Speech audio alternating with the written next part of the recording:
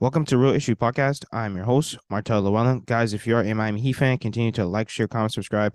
Thank you for all the support. If you're an NBA fan, subscribe to the channel, and thank you for all the support. So there has been a report that came out that the Miami Heat are only interested in Jay Crowder if he is bought out.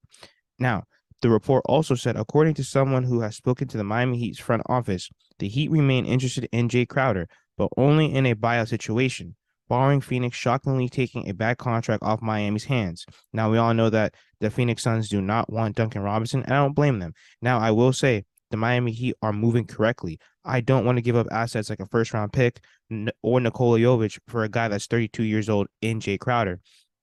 A lot of Miami Heat fans have to realize is that Jay Crowder is not the same guy from the bubble.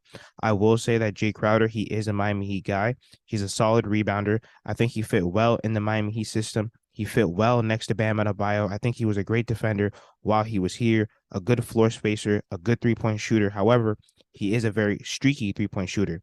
He hasn't played any games this season so far, which I feel was a detriment to him because if he was playing, I think he would have been able to increase his trade value. I get it. You don't necessarily agree with what the team is doing, and maybe you don't start. However, you should at least play so that people can at least bargain for like at least your play style because, we really haven't seen Jay Crowder. Is he slower than last season? Can he still shoot the same? How is his defense? Because a lot of Phoenix Suns fans were really critical about him, saying that he dropped tremendously defensively and he was a very streaky three-point shooter. In 2021, he played 67 games. He averaged 9.4 points. He shot 39.9% from the field, 5.3 rebounds, and 1.9 assists. So I will say I'm glad that the Miami Heat are not giving up assets to get him. I would rather get him on the buyout and slot him in next to Bam Adebayo, move Caleb Martin back to his original position on the bench so that he can continue to bring that energy when Jimmy Butler comes out, his defense, his three-point shooting. And I think that's a better role for Caleb Martin. I will say, though, he is playing solid of late at that fourth position. But in terms of Jay Crowder, the Miami Heat are definitely right on this one. We have to wait on the buyout situation.